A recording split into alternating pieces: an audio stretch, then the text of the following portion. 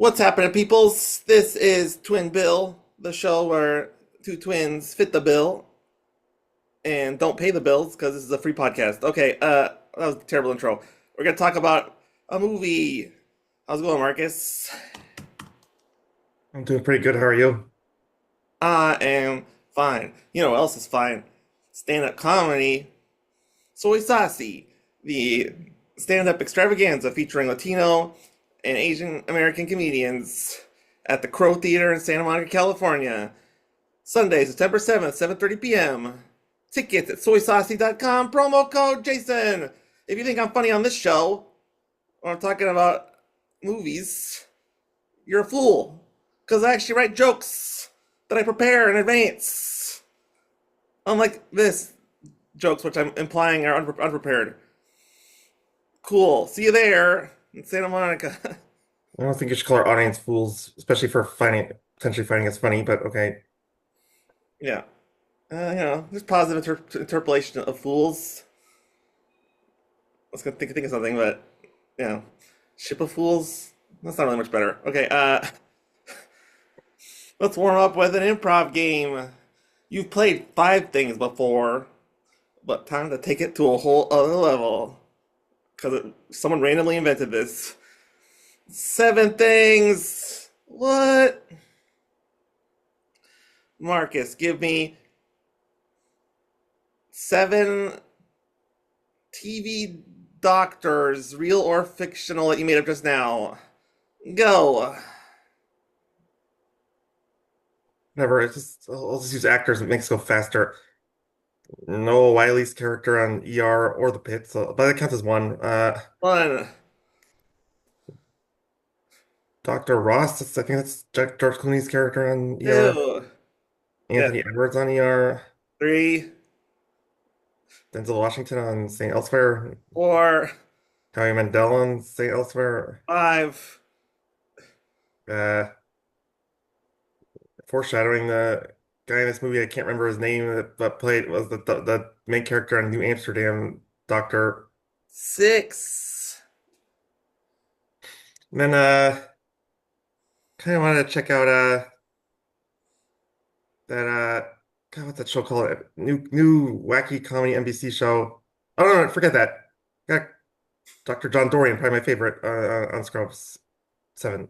Shocked there's no Zoidberg or Farnsworth. Yeah, I didn't think of animation. That would have actually helped a lot because I know all their like a lot more names of actual characters with animation. All right, lay one on me.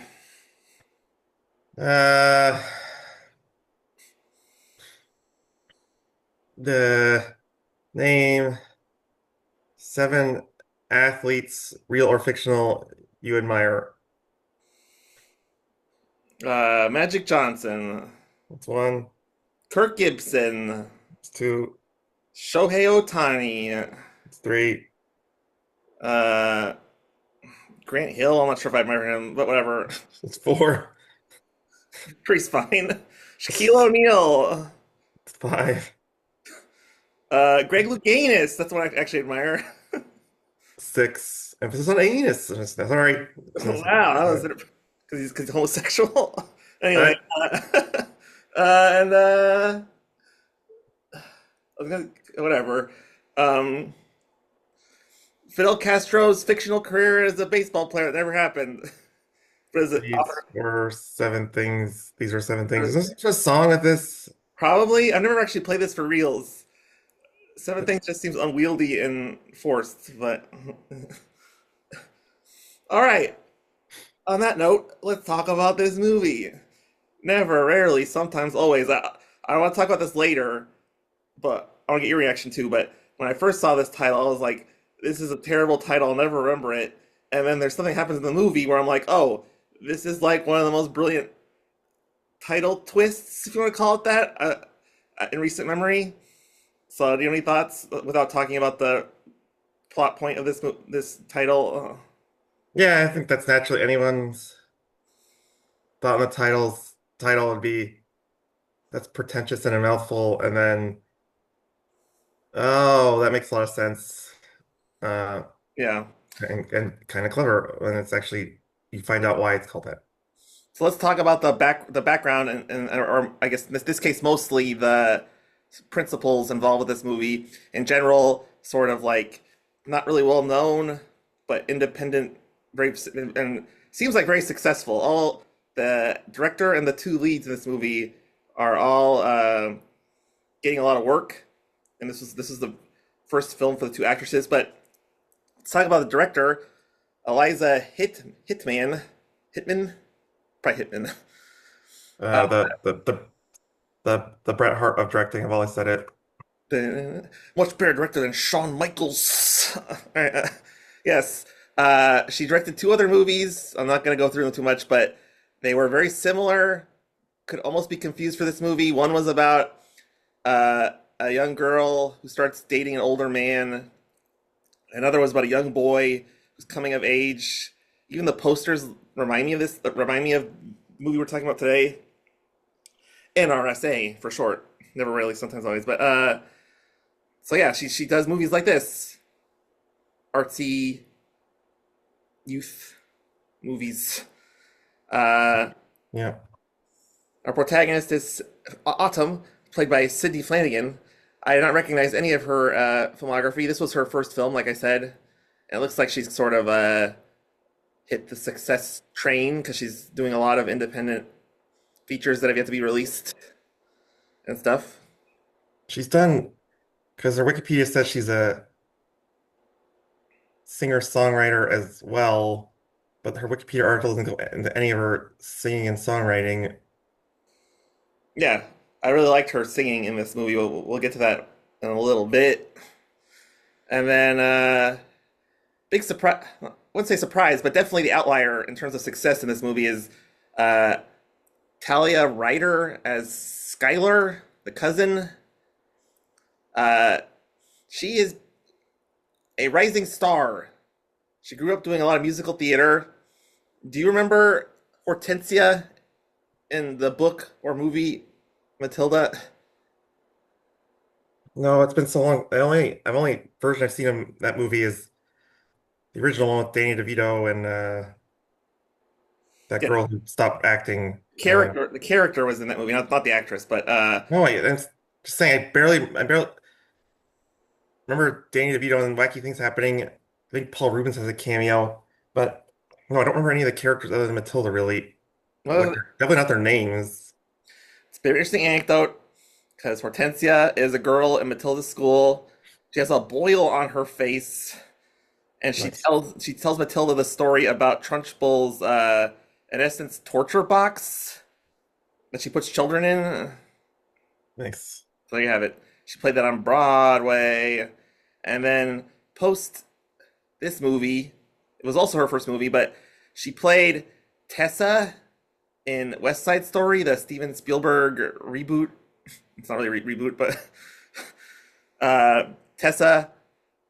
Do you remember Tessa from West Side Story? I've never just yeah, warn you, so your jaw doesn't hit the floor. I've never seen either version of West Side Story. Yeah, I want to get to, she's one of the sharks, but she's not one of the lead sharks who does stuff in the plot. She kind of dances in the background.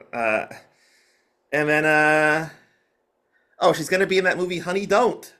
That very odd looking Charlie Day indie comedy about detective murder or something. It was very, lots of plot things. Directed and co-written by Ethan Cohen. Ethan Cohen post Joel Cohen. That's different podcasts, but yeah, those movies seem weird. I've never seen any of them. I don't judge movies based on I haven't seen it. They And I still, want to see them because they okay, seem the Coen Brothers aesthetic kind of. they could be good. They still look weird. I think if you a lot of Coen Brothers movies just based on the previews probably look weird. I mean, that's fair that Coen Brothers films were famous before I saw them, so they have a certain austerity to them. Maybe maybe New York Times columnist the future will lionize Honey Don't and that movie about the kid kids on a road trip. I can't remember what it was called. Other Ethan Cohen movie. Okay, getting a little sidetracked here, but yeah. Yes. This show's called Sidetracks. I don't do that. It's not called Toonville, it's called Sidetracks. Okay, so that's all I got for I was just very impressed. Skylar is bigger than this movie now, pretty much. I mean, it's pretty close. Yeah. You mentioned it in our preamble. Your seven things. Seven things ruins my surprise again. I was gonna ask you if you recognized which actor was famous before this movie came out. Every indie movie needs one semi-famous actor to justify getting funding, and this movie got Ryan Eggold. Do you remember what recent feature film, award-winning feature film, Ryan Eggold was in a I small didn't part? recognize it off his face, but a lot of bells were rung. I recognized that I recognized him. Why does that guy look familiar? And then I did some digging and saw what you're about to tell the audience. So And no, I didn't tell by looking at what he came from, but I knew that I'd seen him somewhere. he played the, I think most, well, whatever. He played a clan member in Black Klansman. Yes. And he was also, for fans of stuff we wouldn't watch as much, you mentioned New Amsterdam. He was also on The Blacklist and a spin-off of The Blacklist. He was on the 90210 reboot that I got confused and thought was the 90s 90210 because I don't care that much about the Beverly Hills zip code. Yeah. Yeah. And then, last fun fact about the cast uh, in this movie, as we'll discuss, Autumn is a potentially burgeoning singer-songwriter, and her mom is played by Sharon Von Etten, who is in a band called Sharon Von Etten and the Attachment Theory. And her Instagram handle, gotta stop drinking before this podcast, is Sharon Von Halen.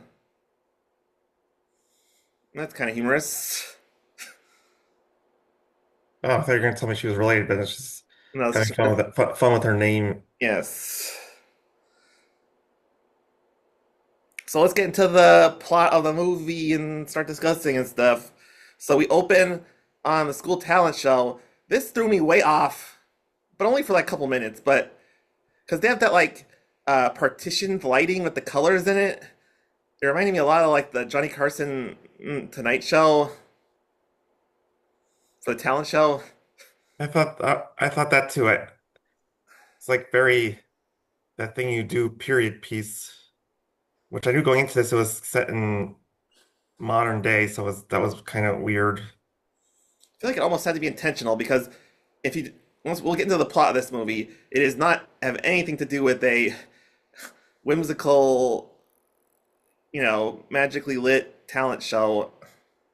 And then when we get this for like a quick minute, just was it some kind of Yeah, like ironic foreshadowing or it's probably juxtapose that and real life because the talent show is spotlight, look how talented we are, and then the rest of the movie's very gritty, yeah, uh, and at times it's honestly tough to watch. Not because it's like it's bad, like low quality, just because the characters are going through a lot and stuff. yeah, and obviously the big plot point, if you can call it that, more like an emotional backstory, is Autumn sings. I made a note here. I really liked her outfit. She had the pink bomber jacket and a polka dot thing underneath, and she had sparkly eyes. Like, damn, it's a good sense of style. And then, yeah, she was actually a really good singer. Yeah, Like, both times she sings this movie, we'll get to the second time in a little bit, but really, I thought it rose above the basic expectation of a folk singing woman in a movie or TV show. It wasn't like overwrought. It was actually sophisticated in composition. especially for a high school talent show. Yeah. Uh, so get into my big note in a second, but we'll do the plot first.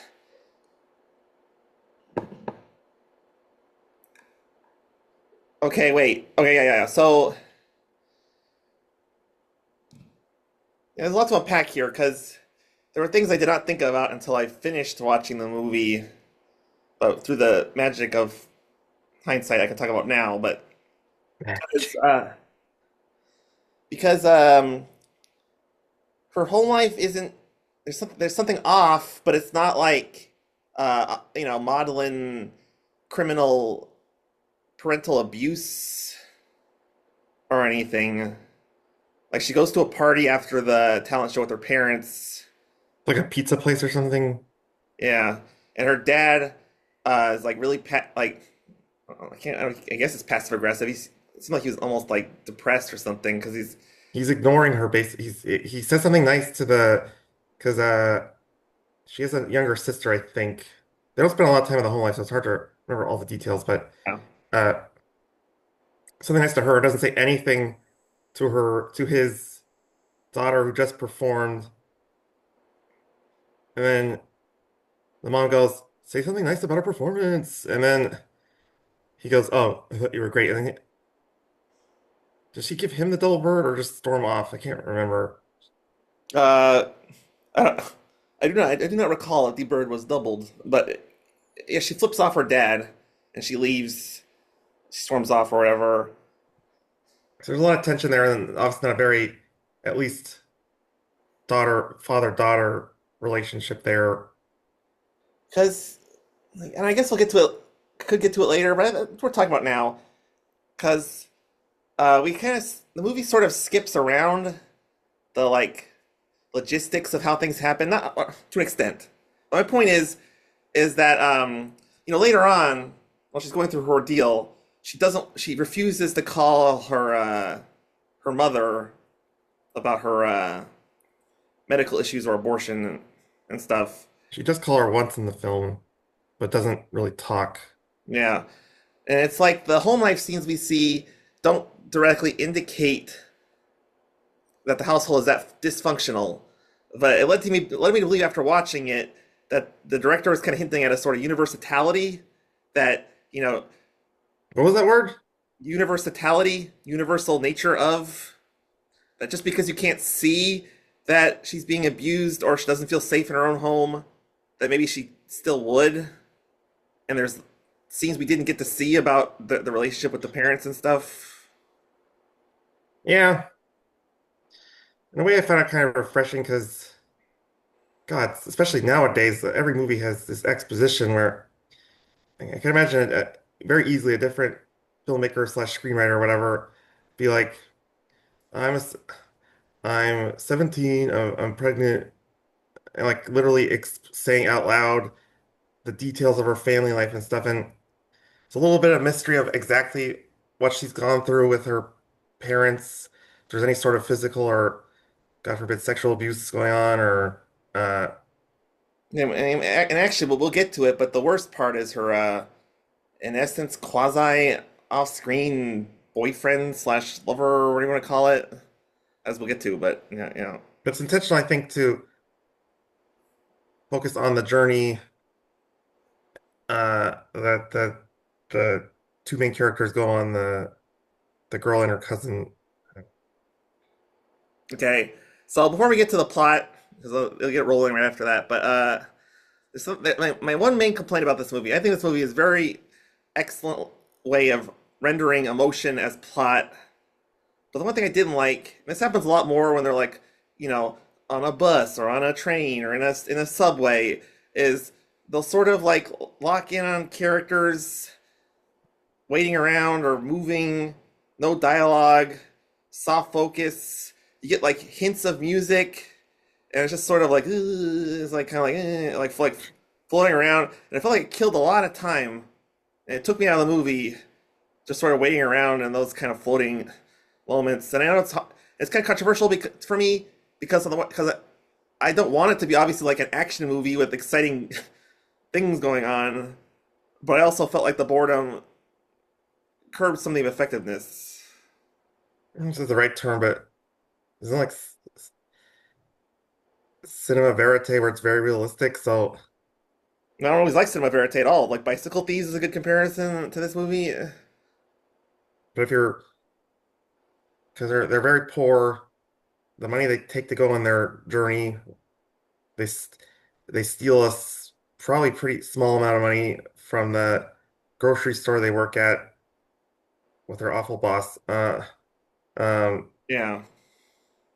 I'm just saying, what I'm getting at is, if you take a bus trip from some small town in Pennsylvania to New York, it's going to be really boring, especially when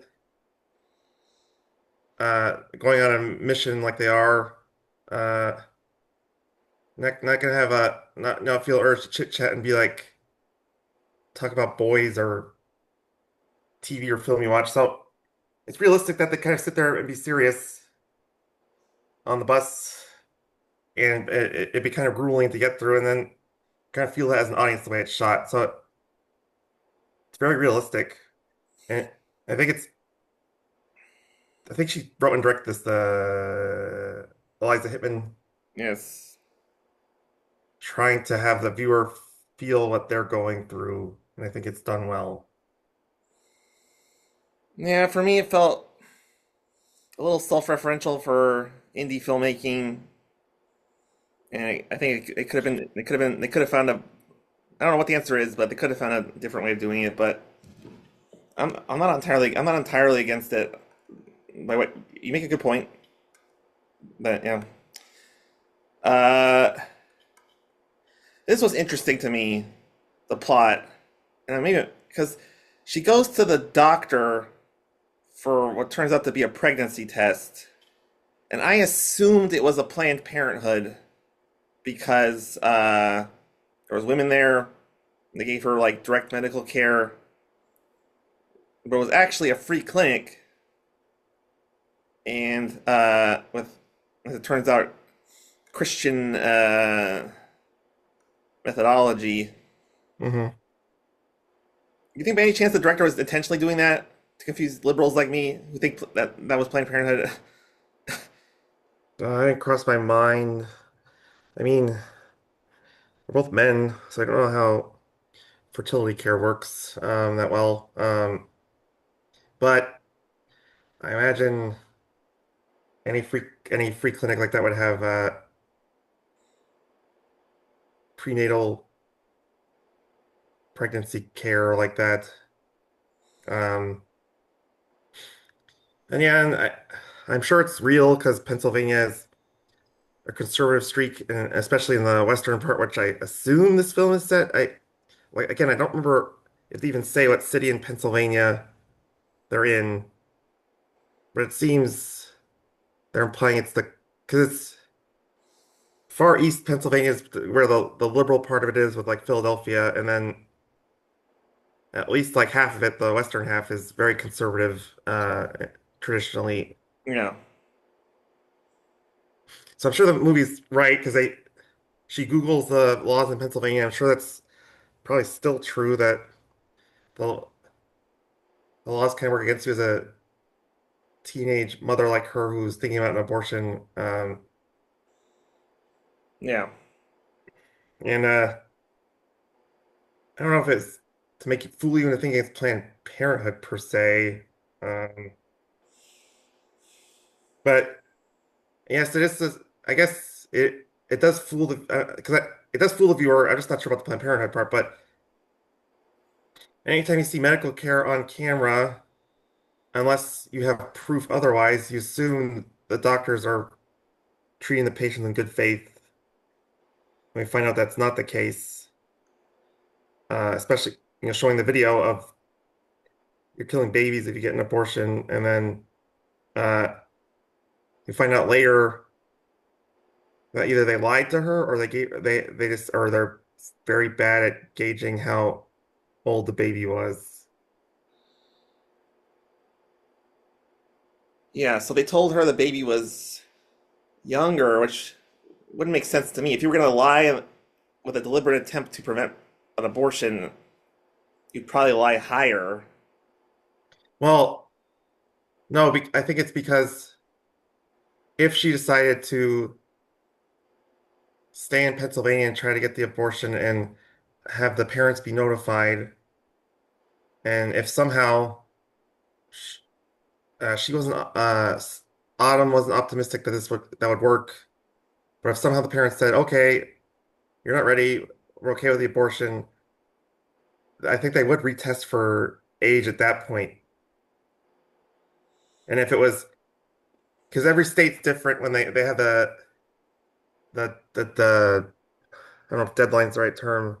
Deadline for if the baby's such this is the oldest the baby can be before you can end the pregnancy. It might have been past that date. Um, I, I guess I could be wrong on that, but that's what I think the the benefit of forcing her to have the baby of lying and saying it's younger. Yeah, that wasn't clear. I even for I even forgot when they came up later in the plot that the Planned Parenthood found, gave her the real age, that was even a thing that was discussed or whatever. So it didn't resonate with me as a plot device or whatever. So let's talk about the general aesthetic of the film. That was interesting to talk about the lighting because even outside of like doctors' offices and stuff, I thought it was interesting that there was a lot of direct white light overhead lighting, and it gave it sort of a clinical aspect, kind of like a probably most correlative to a doctor's office. I thought of a regular business office as well. Gave it sort of a clinical, harsh vibe, which seemed appropriate for the realism of the film. Yeah, taking a bus ride to New York and back just to get an abortion would kind of kill the vibe. So again, I think it's Yeah. very appropriate and realistic for what they're going through. So yeah, we haven't really talked much about what's her name? I wrote this down. Skylar cousin, but yeah, she works at a grocery store. Uh, Things that like, especially in hindsight, but even at the time was really uncomfortable. Was there's a customer at because Skylar works as a reception as a He's their teller. manager. Well, she works the register as well. Oh, no, I thought you were talking about the pervy sexual assaulter guy, the manager. That was the manager who's like, "You want to come to this party?" Oh no no no no no no no no! No. You're on the bus trip. I thought you were talking about the grocery store boss. No, there was a guy at the grocery store who's like, she's like, "Are you having a party?" And he's like an old middle-aged guy, and he's like, "Yeah, you should come." And she's like, "Yeah, I have to work late." And then he's like, he keeps pushing her to answer. Oh oh, that was just there was that random guy that was really quick, and he was not in the rest of the movie. Yeah, but it was sort of, to me, especially in hindsight, it was sort of laying a foundational groundwork of a theme that repeats at least a couple more times, very memorably, arguably the most memorable moments in the entire film, of latent sexual abuse or weird, creepy dude vibes. There's three total, and then that doesn't count the. I count the DJ guy in the bus and the Planned Parenthood verbal exam as the big sexual awkward moments. Oh, you're counting that. I thought you were talking about potentially predatory gentlemen because asking a teenage girl if she wants to party, and then the manager who, when he gets their money from them every night, he kisses their hands.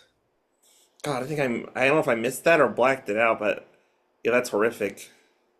But that's just sort of the world that they live in. And then when she gets sick at the grocery store, this is right before they decide to drive off to get a bus ticket to New York and go to get an abortion. They go into the manager's office and ask if she can go home, and he says, "Go home early." And says, "Like, you can't go home early. If you go home early, I'll be lonely." And he says it in a really creepy way. Yeah, Total creep. we're talking about this before with the parents. It's like that was resonant and weird, but it feels like it's more resonant and weird as like a pointed example for the movie as opposed to like if the movie came back to the manager or explained, I don't know what you explained, but showed him engaging in worse behavior, it does seem very pinpointed moments.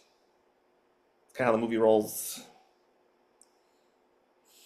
On a really random note, when I first saw Skylar's face, she kind of reminded me of a female Paul Dano a little bit. Totally useless information. It's probably not even accurate. Wow, I did not think a man when I looked at either the Skylar or Autumn, but okay. Only personally, very accomplished actor. All right, moving on. Are you talking about Autumn? No, Skylar. The the one who's not the singer. Yeah, the cousin. The She looks more like because the one had to be Paul Dano. I seem to think it's Autumn. Oh, it is Autumn. I didn't make a note on the which one I was talking about. You're right. Autumn looks exact. This is not helping my accuracy. This is not helping my point of view of my accuracy, but Autumn does look a little bit like Paul Dano. Moving on. Cut that. Autumn's the pregnant one that yeah. Yeah, I know who's who. Yeah, I just my notes. I didn't say which one I was talking about. Uh, that was weird that they took the home pregnancy test at the office, but it made sense in hindsight, especially if you're saving money or whatever. I said it seemed like a weird thing at the time, but then I thought about it and I was like, yeah, that's what you do. I don't have a lot of funding because Lord knows that in real life Republicans try to take funding from Yeah. clinics all the time. The general theme of this movie of like a stigma and like the financial burden of getting an abortion. This movie was before, I don't know the name of the decision, but the Supreme Court relitigating Roe versus Wade and effectively making it illegal in at least half the country or whatever. Yes. So this movie's kind of dogmatic in hindsight, retrospective point of view. Yeah, yeah.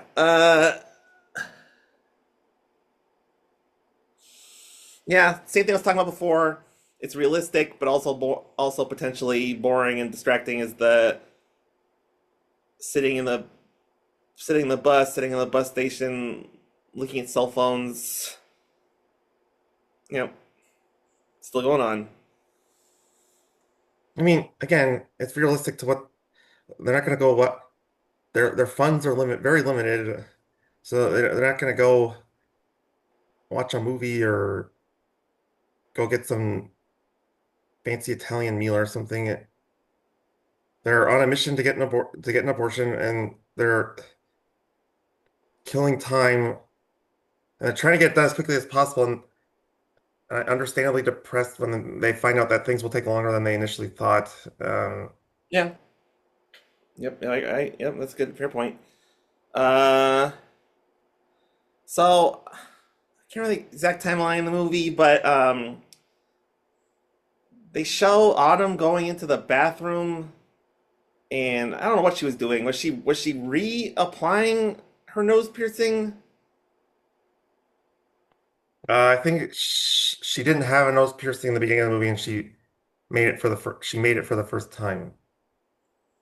Do you think that was like symbolism for her distress or the visceral nature of the procedure, or what are you thinking there? I don't know. It's all a guessing game because, like I said, and I think it's a breath of fresh air that there wasn't a lot of explanation for a lot of these things. Um, I don't know. I have no idea. I guess you generally get something like a nose ring to be a little rebellious. Um, so maybe that's why she did it. It's hard to say. Yeah. So I think I'm skipping around a little bit because I think so. Uh, I was talking about Skylar in the grocery store and extrapolated to the road trip, but so we talked about it before. I mentioned it real quick again that Autumn tells the free clinic lady that she's thinking about getting an abortion, and the free clinic lady shows her a Christian video. Every abortion kills a baby. Yes.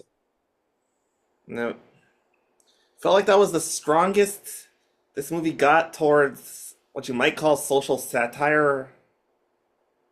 It's not like a funny Christian video, obviously, or anything, but it was sort of like a juxtaposition or slightly humorous awkwardness.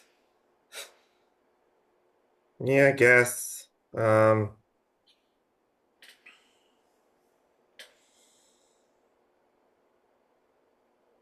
Yeah, I think Hittman did this because there had to be some sign and to make it a little clearer for the audience that that clinic was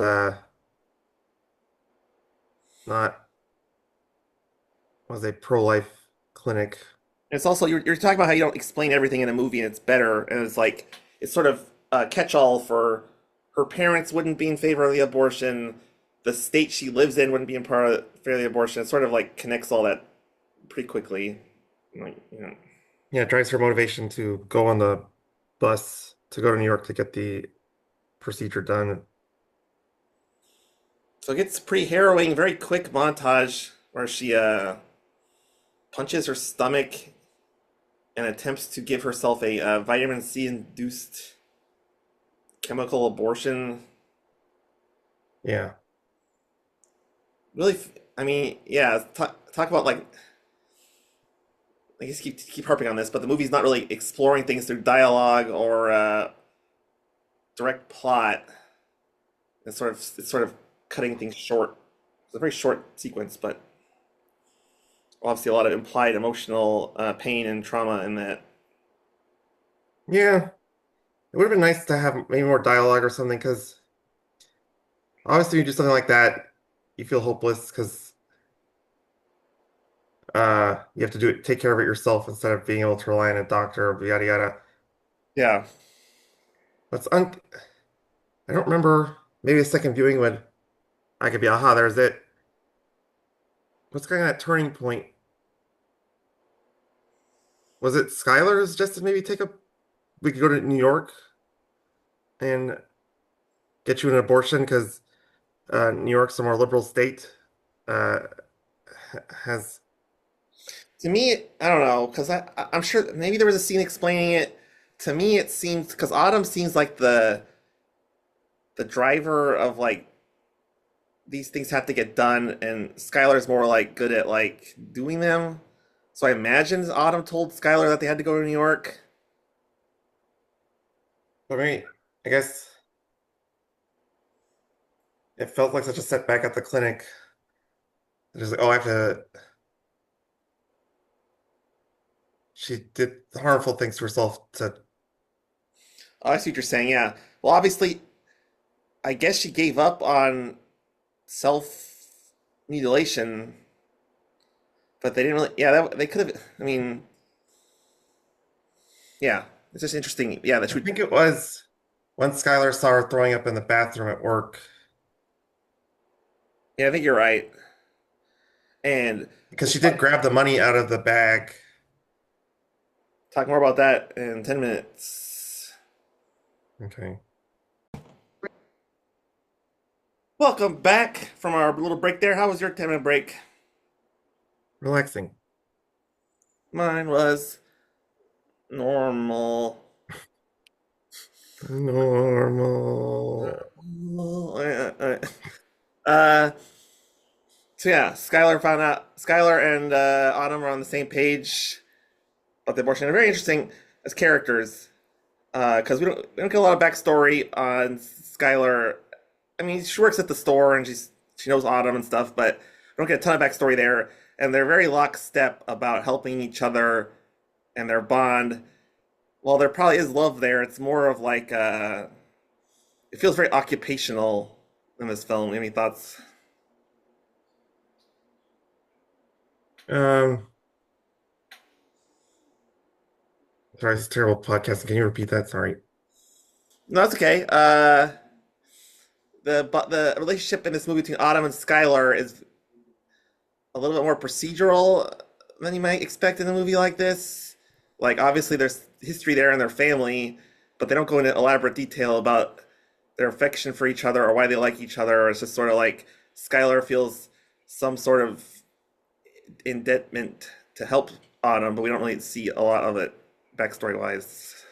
Yeah, they're obviously incredibly close for cousins. I mean, some cousins are very close. I mean, that does happen, but uh, yeah, like everything in this movie, you're left guessing the previous nature of the relationship and how they became best friends and yada yada. And they Yeah. both probably work as cashiers at the same place. But yeah, they only really have one fight, and it turns out a pretty mini fight. So Most of the movie, but yeah, they're very close.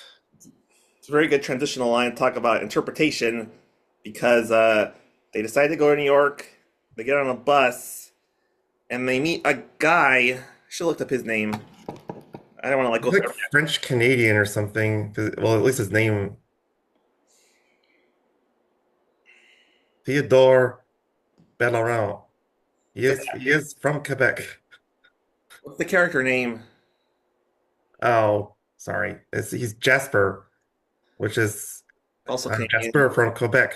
Oh, But here's I spent a whole podcast just talking about his role in the movie and what it means and what he does and what the characters really felt about him and all this stuff because it's just like life. It's so entangled and perhaps unintentional, perhaps intentional. Could okay, so okay, let's just lay it out. Okay, so he's I guess he's a DJ or is just a fan of music. it's unclear. So yeah, he meets them on a bus and he seems particularly infatuated with Skylar, probably because Autumn is so mopey all the time. Can't blame her, but Skylar's a little more the upbeat one. And I guess just go through. Well, Yeah, but he anyway. engages she engages him more on their initial meeting on the bus. Uh, for one thing, kind of it's kind of weird to use luck for this, but whatever. Skylar has the aisle seat and Autumn has the window seat, so Skylar is the closest to talk to, but he probably was more attracted to Skylar. Once we'll get to it, it becomes very literal. But Yeah. so yeah, he's like, "Oh, you guys are going to New York. You should come downtown and come to this thing." And he gives they exchange numbers or whatever. And at the time, it seems very, I think, intentionally like whatever. It's like, the plot of the movie is about Autumn. This guy is not important. There's no reason to talk to him. And then I'll just go to his plot because I think it's very interesting as a talk about it as a whole. So, you know, things happen, that we'll get to later, and they need money, and they're kind of like just stuck spending an extra night in New York. So she calls Jasper. Skylar calls Jasper, and like she's trying to dance around it, but basically she doesn't really want to spend time with him, but she needs money. And the weird thing to me, there's a lot of weird things going on, but he's willing to give Skylar money if she goes downtown with him. And when that's not possible due to logistics, they go to another like train station or whatever with an ATM in it, and they make out. Well, before that, they go bowling and karaoke, which you mentioned earlier. This is where you hear Autumn sing for the second time. Yeah, it's actually very interesting. I want to talk about this before we get to the sex conversation. Karaoke night. I thought it was interesting because Autumn, um, she literally sang the best version I've heard of a song I've heard before, which is so hard to do in a movie. The "Don't Let the Sun Go," don't let the sun catch you crying. Who was that song originally? I wasn't sure because there's a song by during the Pacemakers that sounds very similar to that in title. It could be a Beck original. Either way, she blew them both out of the park. That was beautiful. It is Jerry and the Pacemakers. Uh, in 1964. Cause yeah, I want that song on my Spotify. That was really good. But my point And was, it's been literally covered 1, 2, 3, 4, 5, 6, 7, 8, 9, like 13 times since at least releases. you agree? And You, that you Wikipedia article doesn't mention the version of this film. yeah. Well, she didn't really get to do the whole thing, but you agree it was really good performance on her part. Yes, I agree. Both the talent show and this, she she's a professional singer, basically, is what she sounds like, and which is impressive. Yes. I mean, I don't get too analytical about it, but I guess that's what we're here for. Because Jasper sings "Photograph." If I had a picture of you, I think it's just called "Photograph" by what are they called? Flock of Seagulls. Yeah, Fox Eagles. And then so it's interesting on two levels because one, his performance was like monotone. Actually, sorry for our Flock of Seagulls fanatics in the audience. It's actually they're probably screaming right now. It's called Wishing parentheses if I had a photograph of you. Wishing is weird because that word doesn't come up. It's probably in there somewhere. But anyway, his performance is like monotone, which I was already suspicious of his relationship with the girls, and then the monotone performance made me feel really uncomfortable in hindsight. And then the song is about how um, he wants a girl, but the only thing he can get is like a photograph of her. So it's an immaterial relationship. No, you really Well, the reason I thought about it so much is because it disturbed me. Because when you first watch this movie, you think, oh, he just wants to like hang out with the girls. He's a nice enough guy. He's not ugly. He's polite. And then he sort of pays what's her face to make out with her, and she didn't seem to be enjoying it that much. Especially no. because when Autumn comes into the train station or whatever and does the pinky thing with Tessa, it's like not Tessa. Conveniently making out on a very large column that she can make out on one side and put her hands around, and Autumn can grab her hand So, around the column without Jasper seeing. which is also weird because after that shot, they cut to the money in the exchange and Autumn is there. So it's almost like Jasper didn't really care that Autumn was spying on them. No, I think in the bowling alley and at karaoke, he puts his hand on her leg and stuff, on Skylar's leg, and I think even Hitman even catches have a shot to show that Autumn sees that. So it's So, yes, Jasper doesn't care. so I think, in my opinion, the given circumstances, this is a brilliant writing and filmmaking thing by the director. But I think the interactions with Jasper is hinting at a sort of almost intellectual version of a prostitute John relationship. Do you agree? I guess, yeah. I mean,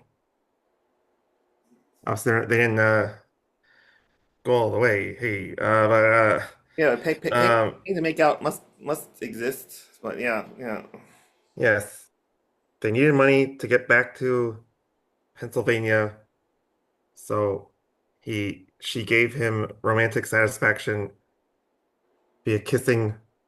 Um, and it worked out better this way because there could have been a scene where Skylar and because a lot of I think a lot of writers and directors would have had a scene where the two girls are panicked and be like, "How do we get money? How do we get money? What about that guy on the bus?" And it's like, "Well, no, ew, no," and then there's no other way. I'll kiss him, make him like me, give me money. I think it actually helps that you could kind of you come to that conclusion as it's happening as a viewer instead of it being told to you. I agree. I agree entirely. This movie does a really good job. Like I could argue there's moments of too much shoegazing and walking down the hallway and stuff, but these moments of we'll get to the Planned Parenthood stuff. That's the best part of the movie, in my opinion. But to use real conversation, but with emotional resonance, I agree that like this is the stuff that sticks with you over dialogue and using cliches and stuff is what would cause it to feel forced. And that's a big risk with abortion stories because a lot of it is based in similar themes. So yeah, that was Just back to the song real quick. yeah. My only thought was really a Flock of Seagulls song in a movie, but He's cool though, or cool. it's probably my hot take. It's probably my favorite Flock of Seagulls song. I do like She Ran So Far Away or whatever too, but I think I like this one better. There's actually another one I like too. Not, I'm turning this into a Flock of Seagulls podcast. Anyways, I think well, you probably think a Space Age Love Song. I like that better than Photograph. Yeah, yeah. The song's over. Bing, bing, bing.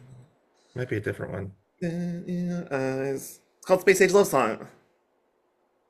Destination. Is that Space Age Love Song? I might be doing the different podcast, but I might be singing the melody too fast or too slow. I don't know, but yeah, yeah. It's got a slow lyric but a fast thing. Anywho, what's a good transition? Flock of Seagulls, flock flock to Planned Parenthood. Anything else here? Oh, let's talk about briefly the music in the film. Aside from Autumn singing, I found it a little lacking. It kind of reminded me of like Philip Glass, kind of like incomplete songs. Uh, yeah, I guess if I had a criticism, I guess it worked better on me because I can't remember any of it.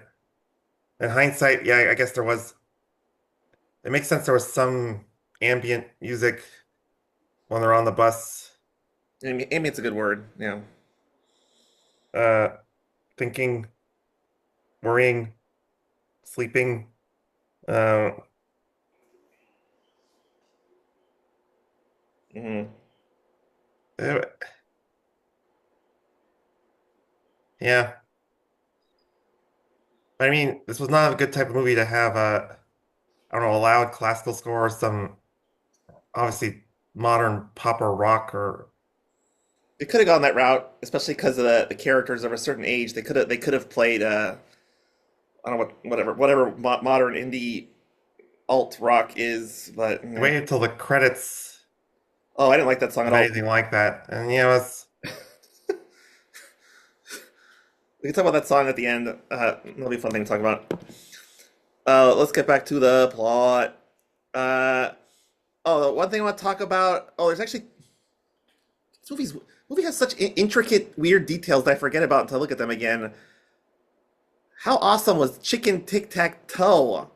That was weird. In the I arcade. was it led to so many questions. Is there a chicken in there all the time? Who feeds the chicken? Uh, There are multiple chickens that interchange. Who cleans the game? all those little things seem realistic. Like they stop in bakeries a couple times throughout the film to eat to get some food and whatnot. And it all seems very realistic, like very realistic. Like they probably used the actual bakery and they Yeah. look like real cookies and pastries or whatever. But chicken tic-tac-toe. Did, It was I yeah. get I kind of feel like that's probably in the arcade or something because I don't think Hitman would have insisted this arcade's boring. It needs a chicken tic-tac-toe. But And it's not like Autumn is like either offended or blown away by it. She just sort of plays it because she's bored and it's like probably cheap to play or whatever. and It's she like, plays it. She's a terrible tic-tac-toe player, or I don't know if she was doing it on purpose to see if the chicken would beat her if there was an obvious move.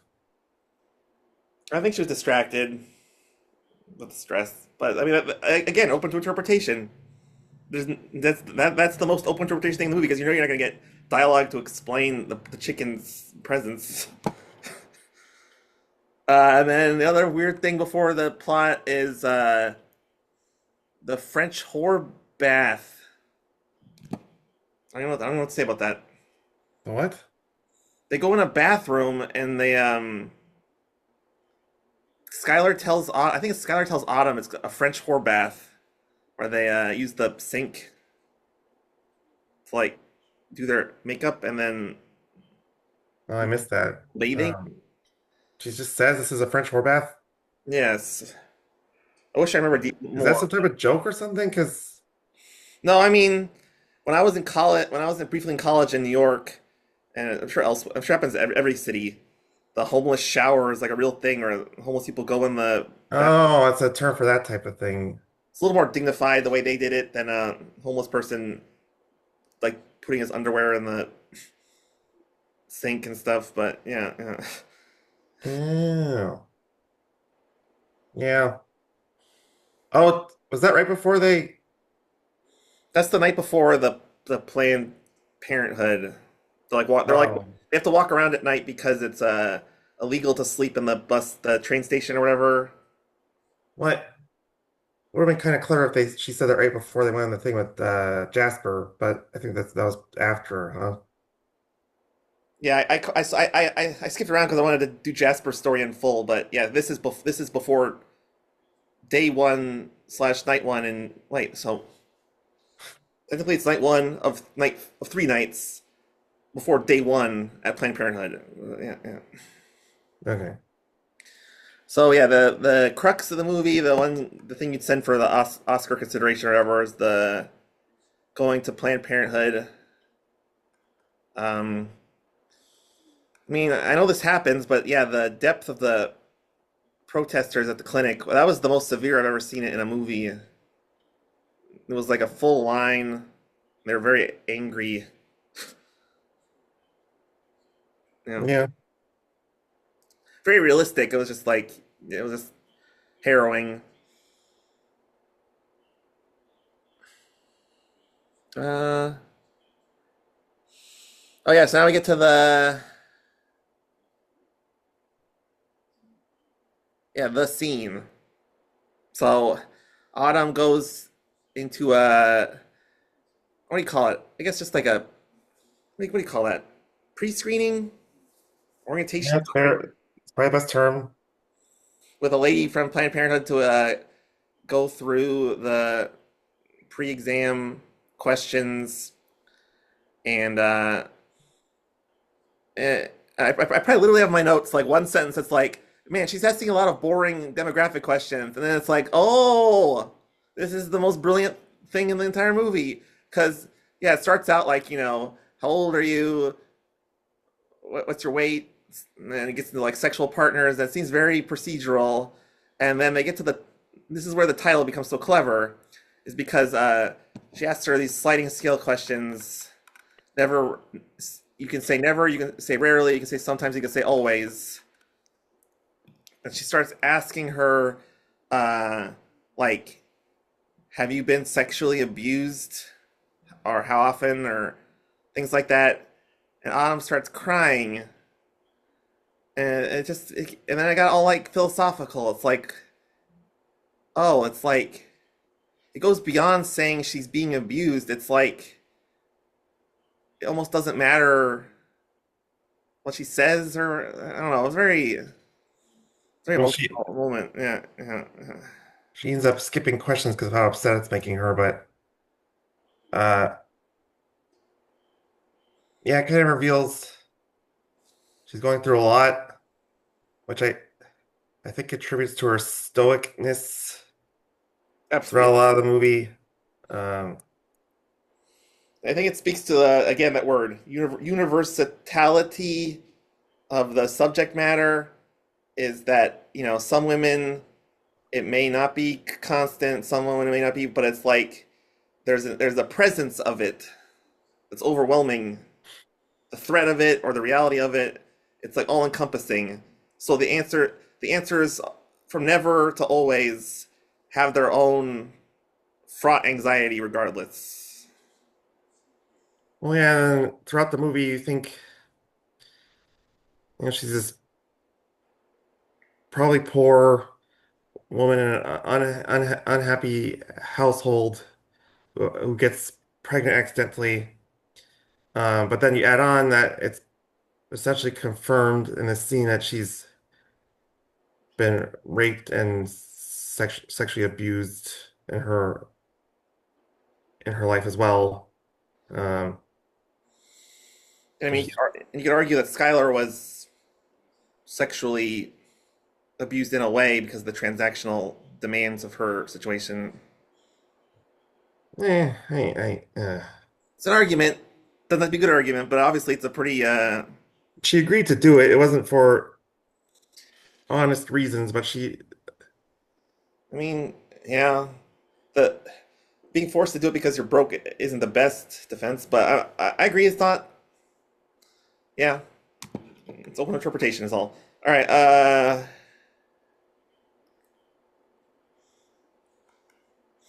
so yeah, the movie made a good, I think, self-referential point because Autumn admits to having, I think it was something like six partners in her lifetime, and two recently, and her, and she has a boyfriend that sleeps around and stuff, and we didn't see any of that in the movie. I feel like it was kind of making a point that we didn't have to or whatever, but yeah, like everything else in this movie is not the movie for exposition and backstory. It's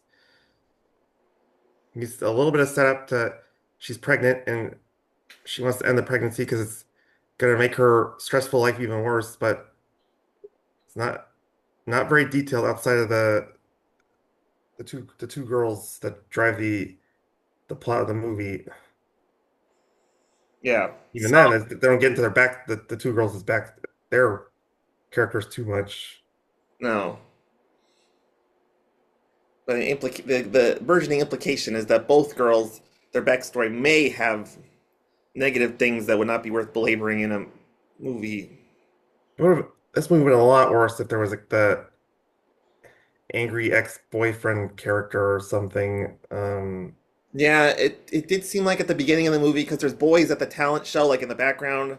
Well, one calls her slut in the middle of a performance and disrupts it, and then another one at the table next to, or while she's eating, is mimicking a blowjob essentially, and making her Right. really upset to the point where she storms out of the restaurant and throws water in his face while she's walking, right before she walks out. Right, but to your point, a different movie would have been like kind of like Juno or a lot of movies that are like this would have been the father of the baby and we would have got some kind of input on his side of the story or something. Would She was you a lot more convenient that she's madly in love with Michael Cera's. You don't want to keep your baby, and you have a happy boyfriend at the other end of the when the baby thing gets resolved.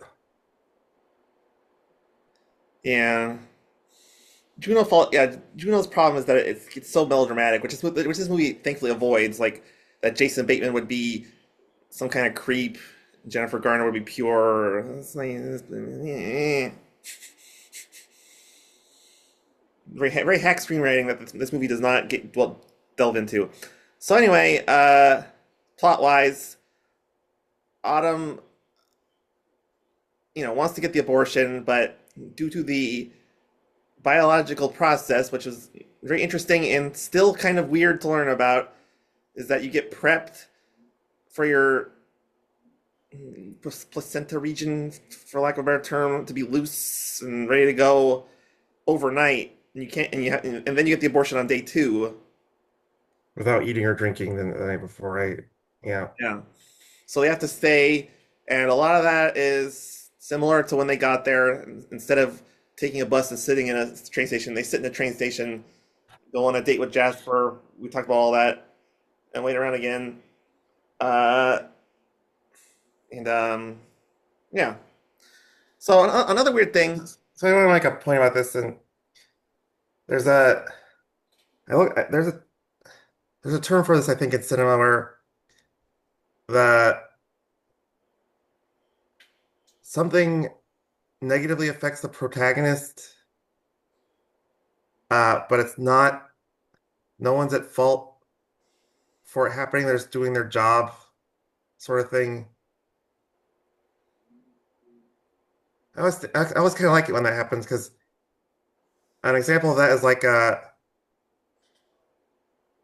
kind of a weird movie to compare this to, but Brazil. The final action is the police are chasing Jonathan Price's character. It's like, oh, they're we kind of think, oh, they're bad guys. They're chasing him, but they're policemen and they're literally told to do that. So, Yeah. And to your point, not only is it the police being told to chase him, but the error or the flaw is a again we're talking about Brazil, but there's a what do you call it? There's an error in the system. So the bureaucracy that wrote the system is the flaw. So it's not even like just policemen doing making a decision. It's yeah. corporate bureaucracy making a decision. Like Anyways, So back to this movie. I want to ask you about another weird thing that happens in this movie. I understand it's a fairly rare moment where Skylar is trying to. I mean, Skylar's nice. They're both nice people, but a rare moment of like intentional humor almost. Skylar shows Autumn the trick where you flick your hairband onto like multiple fingers. Do you remember yeah, that? yeah. Do you have any thoughts about its further placement in the narrative? So it was a very distinctive moment. No, I didn't really think about that much. It's they're very. It's a useful distraction for all the time killing I have to do throughout the movie. If I were to overanalyze it, which of course I am, it could also be perceived as a way of knowing the system and using what you have, extending yourself. I don't know. I suppose. So, be interested if you have any more like literally like direct plot insights of what happens because this movie, which makes sense because we're on a realism thing, we're not going for dramatic scenes or God forbid happy endings or whatever. So she goes back to Planned Parenthood. She gets the operation, and they leave, Mhm. and we cut the credits. Anything else to add with the plot, or Again, I think it fits with the rest of the movie. I'm kind of kind of sound like Hitman's press agent here, but uh, I think the movie would have been worse if there was a scene where they get back to Pennsylvania and then the mom and dad are like, "Where were you all this time?" and blah blah blah. And yeah, I agree. So let's get to our scores. I think it's fairly quick because I think we both like this movie. Man, especially talk about it more. I was surprised how much the complexity of this movie that I enjoyed. I loved the musical direction with Autumn. It's rare to not only have like well directed scenes or whatever, but to actually like get the best out of a musician in a dramatic film about abortion. But anyway, also the sort of nuanced intellectualism that I found in the Jasper subplot and the money and the making out and stuff, and that scene in the Planned Parenthood. This is some of the best acting and dramatic storytelling that I've seen in a long time. However, the negative, I did think it was very reciprocal of indie filmmaking with the shoegazing, long hallways and bus drives and stuff, and it felt like it sort of reduced the effectiveness. I get going for realism, but if thousands of movies before you in this independent movement we have in Hollywood are doing the same thing, it's hard for me to get 100% behind. But I recommend this film completely. I will give it a 9.9 with the line over the 9 because it's that good, and I'm not going to punish it from saying it's one of the best movies I've ever seen just because of the boring parts. But I do have to symbolically acknowledge them. This is up there. This is really good. yeah, my review is very similar to yours. That was really good. And despite there are other things in this film that bother me, but more the visceralness, uh, the uh, with his brilliance and stuff, I still think it was hard to get through the always, sometimes, rarely, but it's kind of on purpose because it's just it makes the question so much longer, and then you're like, oh my God, when she gonna stop asking her? Because she's poor girl. This questioning needs to end because she's making her terribly upset. But saying every time, never, rarely, sometimes, always, just Yeah, draws it out. And then at the bowling alley, there's blood on her pad in the bathroom.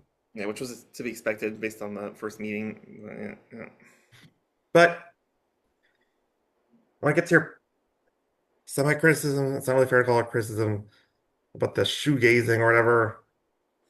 Uh, like I've hinted at, I've kind of foreshadowed my review here, but I kept saying I thought all the shoegazing or whatever fit really well because I think realism, especially with a story like this, where if you four people taking a bus trip to get an abortion, if you added, if you took out the shoegazing or uh, the wacky character work that wouldn't have been appropriate for a movie like this. And in general, with films, it's 2020. This film was made in 2021, or 2020 technically. it's hard to be completely original every single time you make a movie, especially these days, because there's so many movies made in the past. I mean, Tarantino's made a career of homaging everything. So if something's well done and it's similar to something else, 'cause I think the shoegazing is actually a good part of the plot and well done. I don't think you should take away. So, despite being somewhat hard to get through, I think some of the best films can be hard to get through. We do watch cinema for entertainment, but Hmm. it's not purely for entertainment. It's appreciating art as well. And so I will go the full 10 here because I think it's brilliant art. And again, a little political sidetrack. I think it part of the reason I liked it is because I'm a staunch pro-choice advocate. Uh, I think this movie kind of avoids being political about that whole issue, but it kind of doesn't Yeah. because her life is going, there's nothing in her life really going that positive, and then you're asking her to throw a baby on it. And I know the person at the clinic says you could give it away or whatever, but the actual birthing a baby and stuff, Hmm. it's hard for a woman to go through, especially a 17-year-old. Yes. Um, yeah, I think this movie makes a strong case for why pro-choice should be the law of the land across the country and the Yes. globe. But uh, so I give it credit in that regard as well. So Yes. 10 out of 10, highly recommend. Got it. Yeah. I might briefly state my it would goes hand in hand with yours, but I believe abortion rights are human rights, and listen to all women and respect all women. That shouldn't be a controversial statement. Moving along, let's talk about next week. Actually, next 2 weeks, because next week I want to knock out our previously mentioned, I believe, Fantastic Four first steps. I think it's been long enough that spoilers are not urgent anymore. And then in 2 weeks, I will take my turn as officially picking a movie. Um, got it. Okay, yeah, whatever. This transition is better for Fantastic Four than an abortion movie, so not surprisingly. Uh, Fantastic Four is about preventing the end of the world. But what if there was a movie about when it already happened? That's right. We're watching The Day the Earth Blew Up, the What? most recent Looney Tunes feature Uh, film, readily available on HBO Max and other Warner distributaries. So what do you think of that reveal? I like a good Looney Tunes film. I didn't realize it came out so recently. Yeah, that's probably the reason I put it on there. So that should be a lot of fun. A lot of rehashing memories from our Tiny Toons and watching that Tiny Toons Adventure movie we watched 10 bazillion times. Which one was that? The one where whatever the I'm bad with their names except for the duck and the pig, the Tiny Toons versions of those. Uh-huh. They go on a road trip. Oh yeah, I can remember that. There's the music video on as well. Yeah. What was the music called? Yeah, with Buster Bunny. That's his name. He the I Can Dance song. Oh yeah. It's still on my playlist. Well, I love that song, Contours. Yeah. All right. But next week will be all about Fantastic Four First Steps. Should be exciting. All right. That brings us to an end. Anything to say before the sign off, Marcus? I'm in San Diego. Padres suck. Dodgers tied up the NLS last night. Woohoo! Um, Luka Doncic got hurt in an exhibition game, but he's okay. Uh, exhibition game for Eurobasket, but he's okay. Uh, so Lakers season's not ruined. And the Mets are technically in the playoffs. On that note, remember, if you see a bill, might as well see a twin bill. Pew, pew, pew, pew.